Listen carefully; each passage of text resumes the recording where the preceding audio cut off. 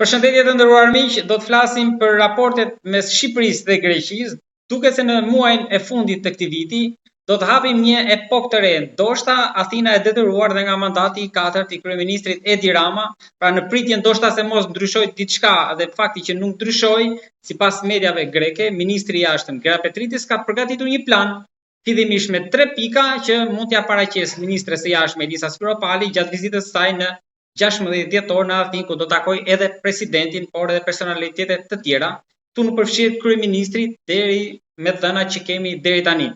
Por sa mund ta ndryshoj kjo dhe çfarë mund ndryshoj në marrëdhënien mes dy vendeve, do të flasim me historianin Arben Llava. Zoti Llava, përshëndetje dhe faleminderit. Përshëndetje.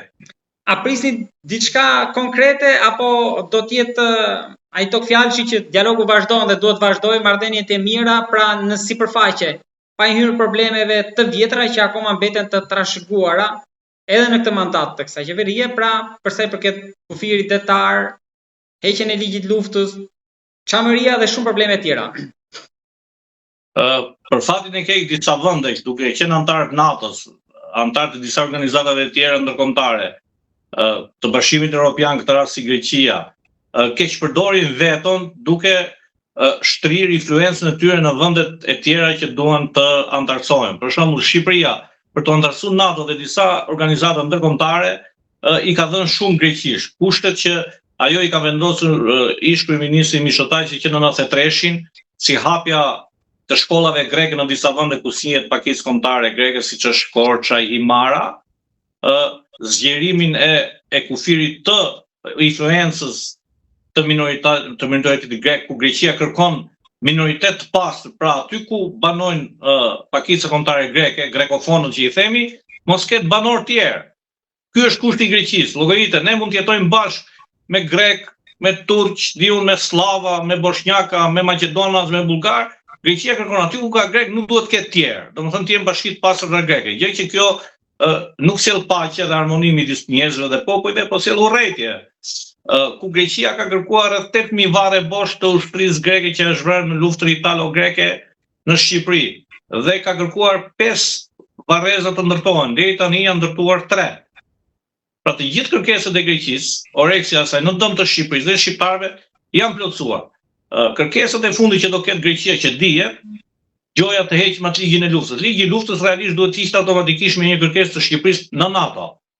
Sepse nuk mundet ti në një vend që je antar në një ushtri të bazë nenit 5 që kur një vend i NATO sulmohet nga një vend i tretë, NATO si një trup i vetëm reagon, Shqipëria do të rrugojë në emi luftë me Greqinë. Si mundet? Kur një pjesë të qiellit shqiptar e ruajnë avionët e NATO-s grek, pilot grek. Pra në këtë rast si mundet ta ruajnë ato kur kanë një ligj lufte të njëanshëm dhe Greqia, duke gjoja do heqë ligjin e luftës, do kërkoj disa çështje që ne mos i zëm mungoj, si është çështja e pakicës kombëtare shqiptare në Greqi, që njihet me marrëveshjen e Lozanës 23-24, siç është çështja e Çamit të heshtim, por do kërkoj që Himara të shpallet 100% zonë ku banojnë vetëm grek, jo shqiptar. Ku Korçët quhet zonë banojnë vetëm grek. Ku do kërkoj heqjen e bashkisë të Konispolit si bashki dhe ajo të thithet në një bashki tjetër të Sarandës për të krijuar asacioni zinxhir i bashkive grekofone dhe kështu plotësohet ëndra për aneksimin e jugut të Shqipërisë apo autonomia e Vore e Epirit, që ka qenë në 13 dhe 14 apo me masakra që kanë ardhur kur ne ishim një shtet i sapo formuar, një foshin që nuk dinim të flisnim, nuk kishim dhe forca, po vetëm qanim, si një foshnjë e vogël. Prandaj që Greqia do kërkojë gjithë këto gjëra dhe unë ju uroj që ekspertët e Republikës së Shqipërisë, Ministrisë së Jashtme, të Mbrojtjes, Politikës, Gjeopolitikës, ta orientojnë zotin Rama, ministrin e Jashtme, që mos kërkojnë antarësimin e Shqipërisë në BE me këto kushte ku dëmtohet rënd interesi ynë kombëtar, interesi ynë shtetëror, trashëgimia jonë historike. Se pasaj mas 20 vitesh, 30 vitesh kur ne mos jemi në këtë jetë, kështu që dhe zoti Rama ku mos jetë do quhet tradhtar më tej. Pra, pse duhet quhet tradhtar zoti Rama duke i falur Greqisë kufirin e detit 12 milje? Pse duhet quhet tradhtar Edi Rama kur t'i fali Greqisë çështën çfarë nuk grisën? Pra Rama duhet të thotë nuk t'i jap këto. Sepse ne mund të mendojmë sot në BE, po nuk më duhet antarësimi i BE-s. Ne edhe pa BE kemi jetuar 35 vite. Pra 35 vite ne do hymë BE masdere. Turqia ka ja 40 vite masdere të BE-s. Dhe se ka gjetur gjë Turqinë është zhvilluar dhe më shumë. Bile Turqia është më e zhvilluar se disa vende të BE, siç është Spanja, Portugalia dhe Greqia është më e zhvilluar. Turqia dhe ekonomikisht dhe në funksionimin e shtetit, edhe të ushtrisë dhe ekonomisë dhe gjithçka. Prandaj them që neve duhet kemi shumë kujdes në këto kushtet që do na vej. Greqia sepse e kemi toleruar shumë, duke zgjeruar edhe kufirin detar mbi kurrizin ton, varrezat e ushtarëve grek, pa foli që gjua greke kemi futur gjuhë zyrtare, atje ku grekët janë shumicë, siç është bashkia e Finikit, bashkia e Dropullit, bile gjua shqipe nuk ekziston fare atje dhe në shkresat zyrtare, nëse ti shikoni, po ekziston vetëm greqishtja në shkresat zyrtare të kryetarit të komunës, bashkisë, edhe të Finikit dhe të Dropullit, unë i kam denoncuar këto gjëra. Si mundet? Ku në jugun e Shqipërisë janë ndërtuar me dhjetra përmendore të adartëve grek që kanë kryer masakra mbi popullsinë shqiptare të pambrojtur. Pra ne i kemi plotësuar këto. Po për detin mendoni që mund të ketë ndonjë hap përpara apo do mbetemi po këtu pending tek pa e shtyrë përpara drejt Hakës. Ndërkohë që në York kanë filluar në mos gaboj kërkimet. Pak ditë më parë kishte një shkrim një nga mediat greke që thoshte është kontraktuar një kompani amerikane, ndoshta si mbulesë për të pasur presion. Veç në detin jo, në pjesën shqiptare Greqia ka filluar kërkimet në ujore për gaz, për naftë këto. Ne nuk duhet ta çojmë çështjen e kufirit të detit jon në Hag. Pse duhet ta çojmë një çështje ku ne jemi në të drejtën tonë? Pse duhet të thrasim një arbitër ndërkombëtar ku ne kemi pjesën tonë? Dhe në moment që ne çojmë në Hag, ne kemi humbur çështjen. Sepse neve do mbrojmë të drejtën në bazë të ligjeve ndërkombëtare. Kur ti e çon një çështje që është në drejtën tënde në bazë të ligjit ndërkombëtar dhe e çon përsëri në ndërkombëtar, ti ke bërë një hap mbas. Dhe Greqia ka bërë një hap para. Kështu që Greqia e fiton automatikisht në gjykatën e Hagës këtë çështje. Pra duhet jemi kujdesshëm. Nuk kemi pse ta çojmë një çështje ku është fare mirë zgjidhur. 12 milë ne, 12 milë ju. 6 milë ne, 6 milë ju në bazë të kufirit toksor, sepse kufiri detar është në bazë të kufirit toksor ku është e saktësuar me marrëveshjet ndërkombëtare. Unë nuk jam ekspert i këtyre gjërave, po i kanë thënë ekspertët tanë. Pra sa kam lexuar, jemi shumë rregull. Se duhet ta lejmë, por Greqia përfiton nga kjo gjë, përfiton nga një qeveri e brishte jona qoftë në kohën e PD-s, qoftë edhe këto kohën e PS-s, qeveri e përballë Greqisë, qeveritarët tanë nuk janë patriot. Më vjen keq që ne kur lexojmë në histori qeverisë së Fanolit apo qeverisë Zogut kanë qenë më patriot se këta. Qoftë qeverisë të komunizmit të Enverozës kanë qenë më patriot se këta në aspektin e ndërkombëtar, flas gjithmonë janë aspektin e brendshëm. Kanë qenë më këmbgulës për mbrojtjen e identitetit tonë kombëtar. Këto nuk po i mbrojnë. Këta apo i shesin të gjitha për të marrë një pasaport greke apo një lejë qëndrimi në Greqi, apo për bërë disa biznese të shumtuara për përfitime momentale me grekët dhe me Greqinë. Ne duhet të respektojmë vetveten tonë, pastaj duhet të kërkojmë nga tjerë na respektojnë. Jo të respektojnë tjetrin duke u shpallur vasal të tyre ne.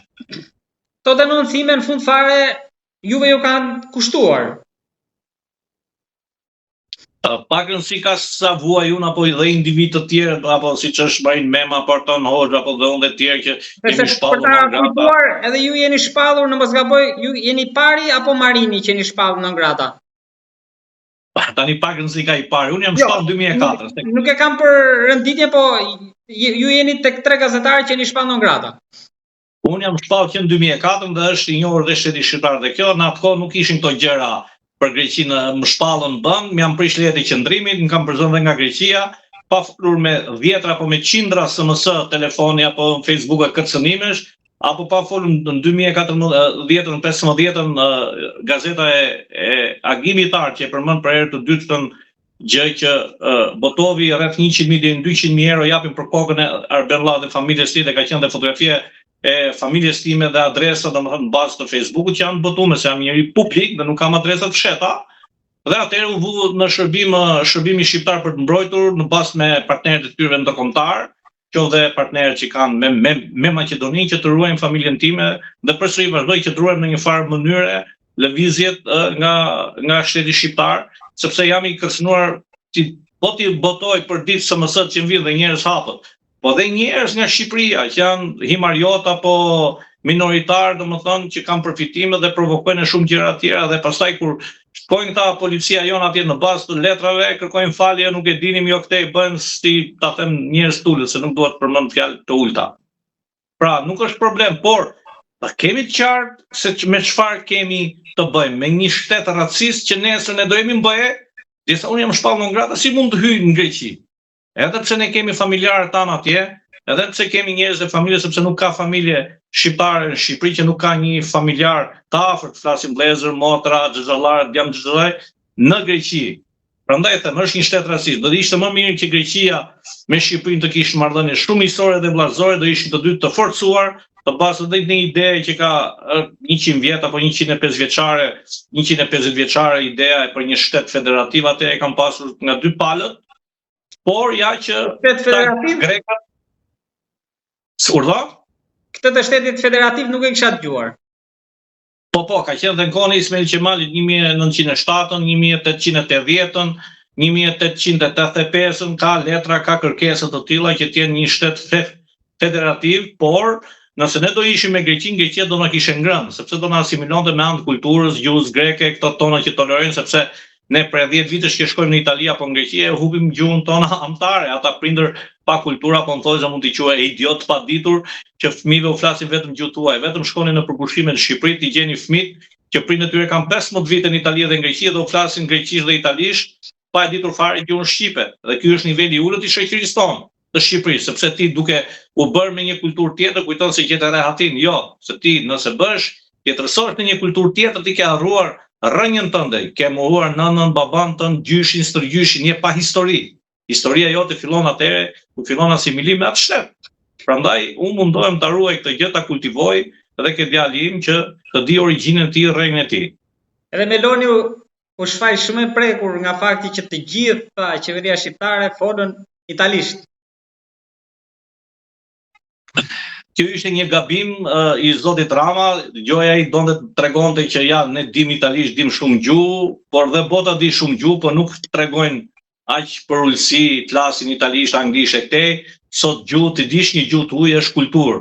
Dhe mendoj që nuk ka shqiptar që nuk e di të paktën një gjuhë tuaj siç është italisht dhe greqisht në shtëpi. Ato plakat, duke shikuar ato filmat, i kam mësuar dhe turqishën dhe spanjishën dhe latinoamerikanet. Por nuk bëri mirë zoti Rama që e tregove ashtu. Në asnjë vend botës nuk tregohet që qeveritarët flasin në një gjuhë tjetër. Pse duheshim ne ta përshëndesim italisht? Le ta përshëndes ajo shqip neve. Mos harrojmë, i shqiptarët kanë dhënë kontribut edhe në shtetin italian nga president, nga ministër, nga deputet arbresh. Pse flasin ata? Prandaj them që kjo më duket përulësi ose më saktë servilizëm. Zotë Dalla, për ta mbyllur, është një denoncim që ju keni bërë pak ditë më parë për rastin e Fredi Velerit. Që sipas mendimit tuaj, bashkë me disa persona të tjerë, kanë hyrë në jug të vendit lirshëm pa... Janë disa ligje ndërkombëtare që i ka dhe Shqipëria dhe edhe shumë vende të tjera që punonjës të policisë apo të sigurimit apo ushtarak, përpara se të bëjnë një vizitë turistike në një shtet tjetër, deklarojnë ku do shkojnë. Për arsye se profesioni i tyre është zbulim dhe kundër zbulimi. Në këtë rast ishin rreth 20 veta oficer policie, oficer zbulimi me rroba civile, si turist, pa deklaruar ashtu. Dhe kanë ardhur në marrë në disa vende të tjera që janë piketime, jo ndrokull për shembull, që ne kemi pranuar ndrokulli banohet nga minoriteti grek, apo finiqi, por në pjesën e imarës, në pjesën e përmetit andaj lëvizin për të piketuar, për bërë fotografimi, ose ne kemi të fsheta. Po këto gjëra duhen deklarohen për shembull që shteti shqiptar të çojë udhër fytyrë të tyre dhe të vrojtojë ato për çfarë misioni kanë ardhur. Dhe nga kërkimet që kanë bërë unë, gjej të njëjtit njerëz në Korrik, është takuar zoti Beleri në zyrat e tyre, dhe aty si duke kanë thuruar atë planin që të vinë këtu. Sepse duhet vinë për shembull polic grup, oficer zbulim kundër zbulimi, oficer ushtarak, civila, grup 20 veta. Pra janë 20 agent që kanë ardhur në një mision caktuar, po thoni. Unë dyshoj që kanë ardhur me një mision caktuar duke shikuar lëvizjet e tyre që kanë bërë dhe fotografimet. Dhe këto nuk janë fsheta, këto i kanë botuar në adresat e tyre të Facebookut, në adresat e Belerit, sepse nëse ne ndjekim këta gjithmonë në Facebook adresë, do kuptojmë shumë gjëra që ata bëjnë, por ne nuk i kushtohemi këtyre gjërave, pak njerëz ka dhe bëhen njohës pasaj të thellë këtyre gjërave.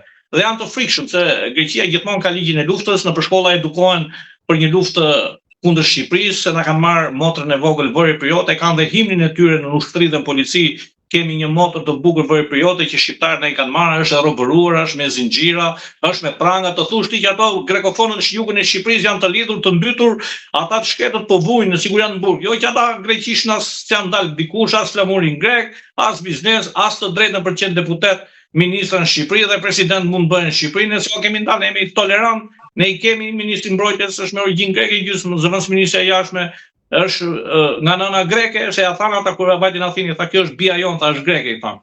Zëvendësministët tonë të jashtme, shumë të tjerë, dhe ne nuk kemi këto gjëra, por unë duke shikuar po vjen që ka Greqia, normal, tremen, duhet marr masa time mbrojtëse për një sulm të tillë, qoftë diplomatik, qoftë dhe praktik. Zotë Rama, faleminderit shumë. Faleminderit dhe juve.